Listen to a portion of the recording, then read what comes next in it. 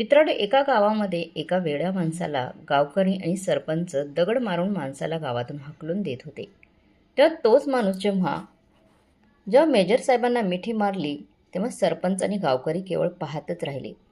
पुढे जेव्हा मेजर साहेबांनी त्या वेड्या माणसाबाबतची खरी गोष्ट सांगितली, तेव्हा संपूर्ण गाव रडू लागला. अपमानाचा बदला कसा सन्मानाने पूर्ण झाला ते नक्की पहा. 26 जानेवारीचा दिवस होता. नागपूर शहराच्या वेशीवर असलेल्या एका गजबजलेल्या गावात सकाळपासून उत्साहाचं वातावरण होतं. गावात अण्णा हॉटेल नावाचं हॉटेल होतं. अण्णा खूप श्रीमंत होते. त्यांचं हॉटेल नेहमी ग्राहकांनी भरलेलं असायचं. पण अण्णा स्वभाव तर त्यांच्या संपत्तीच्या अगदी उलट होता. खूपच कडक आणि गर्विष्ठ. त्यांच्या हॉटेलच्या बाहेर गरमागरम समोसे तळत होते. वाफळलेल्या समोशांचा सुगंध सगळीकडे पसरलेला होता. तिथल्या जवळ एक वेडा समजला जाणारा माणूस फाटके कपडे घालून बसलेला होता. भुकेने खूपच त्रासलेला तो माणूस कढईतून बाहेर पडलेल्या एका समोशाकडे बघत होता.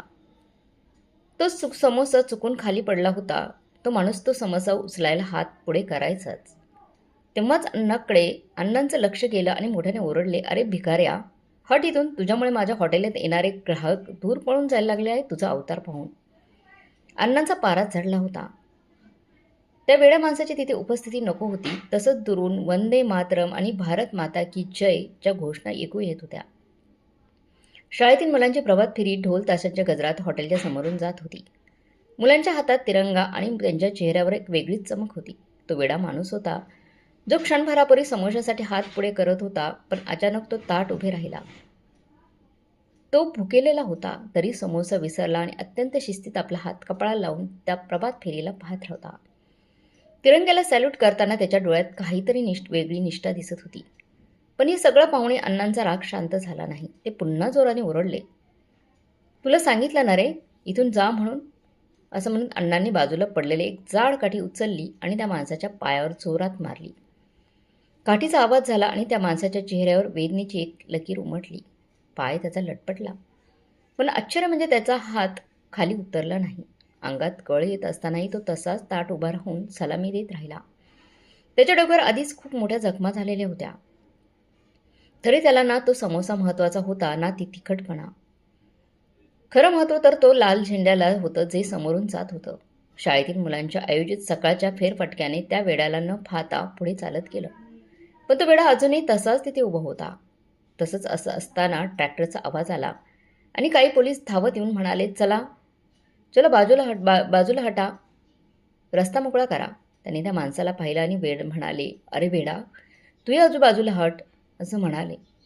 थोड्या वेळाने मोठा सैनिकांचा काफिला तिथून जाणार होता. शहरातील सैनिक छावणीचा मोठा मेजरही थेट येणार होता. शिस्तीने वाघाने मागे हट. अण्णा हॉटेलवाले देखील घाईघाईने बाजूला झाले.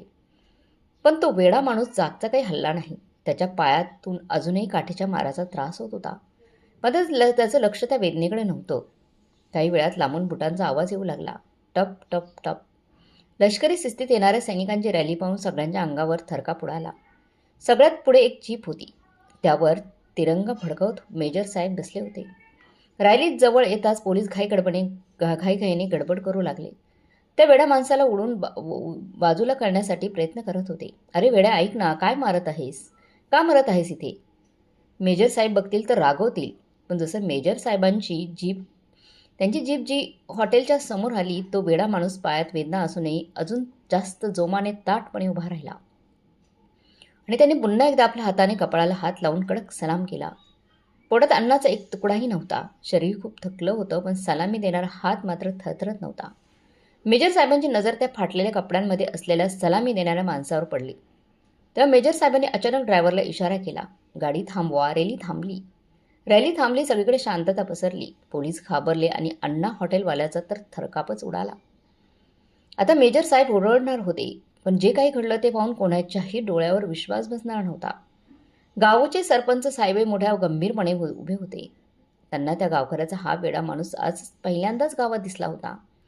त्यामुळे सरपंच आणि इतर गावकऱ्यांना तो फक्त एक भिकारी किंवा त्रासदायक माणूस वाटत होता. "अहो हवालदार साहेब, हा घाणेरडा माणूस कुठून आलाय? बाहेर काढायला." असं साहेबांच्या समोर गावाचं नाव घेतलं. साहेबांच्या समोर गावचं नाव घेताच घालत सरपंच तिरस्काराने पुटपुटला. मेजर साहेबांची जीप थांबली. मेजर खाली उतरले. त्यांच्या चेहऱ्यावरचे हावभाव गंभीर होते. ते कोणाकडे न पाहता थेट त्या वेड्या माणसाच्या दिशेने चालू लागले. सरपंच साहेब थोडे थक्क झाले. त्यांना वाटलं मेजर साहेब त्यांच्याकडे येत आहेत. पण मेजर साहेब सरपंचांना बाजूला करून त्या वेड्या माणसाजवळ जाऊन उभे राहिले. आता सगळं गावच थांबलं आणि पाहू लागले. पोलीस वाटेल आला आणि सरपंच सगळ्यांच्या हृदयाची धडधड बंद झाली. त्यांना वाटलं आता या वेड्याला मोठी शिक्षा होणार, पण घडलं उलटंच. मेजर साहेबांनी त्या फाटके कपडे घातलेल्या वेड्या माणसाला पाहून सावधपणे उभं राहून जोरदार सॅल्यूट ठोकला. मेजर साहेबांच्या डोळ्यात पाणी आलं. त्याने थरथरत्या हाताने त्या माणसाचे सॅल्यूट करणारा हात खाली केला आणि त्याला घट्ट मिठी मारली. सर, तुम्ही इतक्या अवस्थेत, अशा अवस्थेत कसे काय? मेजर साहेबांचा आवाज खूप गडद झाला होता. गावातले लोक आणि सरपंच एकमेकांकडे आश्चर्याने पाहू लागले. मेजर साहेबांनी सगळ्यांकडे रागाने पाहून ओरडत म्हणाले, जो तुम्ही वेडा समजून मारलत, दूर पाठवलं, तो कॅप्टन विक्रम आहे. 8 वर्षांपूर्वी सीमेवर झालेल्या एका मोठ्या फटाक्याने त्याने आपले तुकडीचे प्राण वाचवले. त्या कामगिरीनंतर त्याला पाकिस्तानमध्ये गुप्तहेर म्हणून पाठवले होते. पण ते परत आले नाहीत म्हणून सगळ्यांना वाटलं होतं की ते शहीद झाले आहेत. कारण त्यानंतर त्यांचा संपर्क तुटला. कित्येक दिवस शोध घेतला तरी काहीच कळले नाही. शेवटी सरकारने त्यांना शहीद घोषित केलं होतं. पण आज तोच माणूस त्यांच्यासमोर थकलेल्या, पाटलेल्या अवस्थेत उभा होता. मेजर साहेबांच्या डोळ्यातून अश्रू वाहू लागले. त्यांनी कुठलाही विचार न करता धुळीने माखलेल्या माणसाला घट्ट मिठी मारली. विक्रम, तू जिवंत आहेस, आमचा वाघ परत आलाय. मेजर साहेब आनंदाने ओरडले.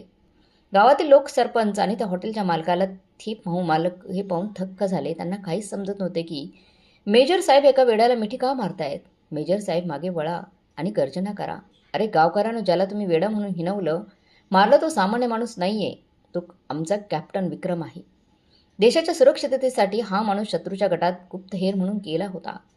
तिथल्या छळामुळे कदाचित त्याची आठवण कमी झाली असेल, पण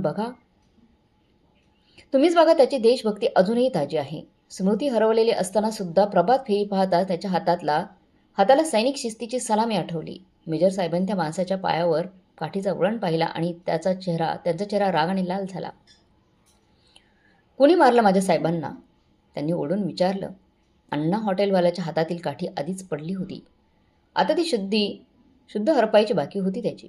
सरपंच साहेबही घाबरले. ज्याला ते बाहेरचा वेडा म्हणत होते, तो या देशाचा खरा हिरो निघाला.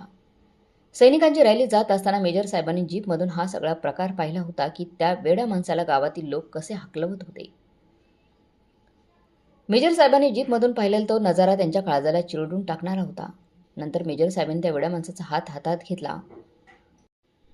त्यांच्या पायावर पडलेली जखम, ती वेदना पाहून मेजर साहेबांचे डोळ्यातून पाणी वाहू लागले. त्यांचे अश्रू थांबूच शकत नव्हते. त्यांनी त्या माणसाच्या पायाशी बसून आपला रुमाल काढून त्यांची जखम पुसली. जो माणूस सीमेवर गोळ्या झेललेला होता, त्याला आज आपल्याच देशात फक्त एका समोशासाठी काठीने मार खावा लागतोय. ही आहे का आपली देशभक्ती? मेजर साहेबांनी गावकऱ्यांकडे पाहून विचारलं. तेव्हाच तो माणूस हसला आणि मेजर साहेबांच्या खांद्यावर हात ठेवून म्हणाला, साहेब, गोळी लागल्यावर तितकं दुखलं नव्हतं जितकं आज या काठीच्या माराने दुखलंय. त्याच्या एका वाक्याने संपूर्ण गावात शांती पसरली. अण्णा हॉटेलवाल्याच्या डोळ्यातून अश्रू ओघळले. पश्चातापाच्या अश्रूंनी डोळे त्याचे भरून आले आणि सरपंचांना समजले की ज्याला ते वेडा म्हणत होते, तो या मातीचा खराच सुपुत्र होता. मेजर साहेबांनी लगेच आपल्या सैनिकांना आदेश दिला, कॅप्टन साहेबांना आदराने गाडीत बसवा. आज या गावाला नाही तर संपूर्ण देशाला यांचा अभिमान वाटायला हवा. निघताना मेजर साहेबांनी हॉटेलवाल्याकडे आणि सरपंचाकडे एक कटाक्ष टाकून म्हणाले, श्रीमंती पैशाने येते अण्णा, पण लायकी कमवायला ना कॅप्टन विक्रम व्हावं लागतं.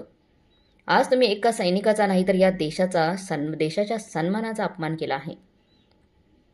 कॅप्टन विक्रमला त्यांच्या जीपमध्ये बसवलं. जीप सुरू झाली आणि कॅप्टन विक्रमनी थरथरत्या हातांनी गावाला सलामी दिली. गावकऱ्यांच्या डोळ्यात पाणी आलं होतं. तर अण्णा हॉटेलवाला मात्र आपल्या हातातील ती काठी बघून आयुष्यभर पश्चाताप करत तिथेच बसून राहिला. मेजर साहेबांनी कॅप्टन विक्रमला ताबडतोब लष्करी रुग्णालयात दाखल केलं. त्यांच्या डोक्याला झालेला जुनी जखम आणि अनेक वर्षांचा मानसिक ताण यामुळे त्यांची स्मृती थोडीशी गमावलेली होती. पण तज्ज्ञ डॉक्टरांच्या उपचारांनी आणि मेजर साहेबांच्या सोबतीने हळूहळू चमत्कार झाला. एके दिवशी सकाळी कॅप्टन विक्रम यांनी डोळे उघडले आणि समोरच्या तिरंगाकडे बघत म्हणाले, जय हिंद. जय हिंद. त्यांची आठवण परत आली होती. काही महिन्यांनी कॅप्टन विक्रम पुन्हा त्याच गावात परतले. पण यावेळी त्यांच्या अंगावर फाटके कपडे नव्हते, तर लष्करी गणवेश होता. संपूर्ण गावाने त्यांचं जोरदार स्वागत केलं. कॅप्टन विक्रम यांनी ठरवलं की आता शहरात न जाता आपल्या मातीतील तरुणांना देशसेवेची तयारी करायला लावायची. त्यांनी गावात सैनिक प्रशिक्षण केंद्र सुरू केलं. सगळ्यात मोठा बदल झाला होता तो अण्णा हॉटेलवाल्याच्या ठिकाणी. त्या दिवशीच्या घटनेनंतर अण्णांचं आयुष्य पूर्णपणे बदललं होतं. ते फक्त माफीच मागत नव्हते, तर कॅप्टन विक्रमच्या कामात आपला हातभार मनापासून लावू लागले होते.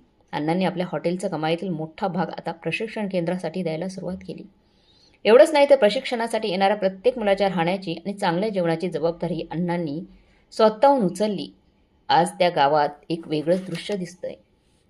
जिथे अण्णांनी कॅप्टनला मिठी मारली होती, तिथे आता रोज सकाळी शेकडो तरुण मुलं भारत मातेच्या जयघोषात धावण्याचा सराव करतात. कॅप्टन विक्रम मुलांना शिस्त आणि देशभक्ती शिकवत आहेत. देशभक्ती शिकवतात. मग अण्णा हॉटेलवाला मोठ्या अभिमानाने या भावी सैनिकांना जेवण वाढतो, समोसे देतो. तर मित्रांनो, आपल्याला या गोष्टीतून असं शिकायला मिळतं की माणूस कितीही चुकला तरी त्याला सुधारण्याची संधी नक्कीच मिळते. महत्त्वाचं म्हणजे आपण आपल्या रक्षकांचा सन्मान करणं शिकायला हवं. मित्रांनो, तुम्हाला काय वाटते आणि कॅप्टन विक्रम आणि अण्णांमध्ये झालेला बदल याबद्दल तुमचं काय मत आहे कमेंट बॉक्समध्ये नक्की कळवा. आणि आजची ही वेगळी कथा आवडली असेल तर चॅनलला नक्कीच सबस्क्राईब करा. भेटूया पुढच्या कथेमध्ये. तोपर्यंत धन्यवाद.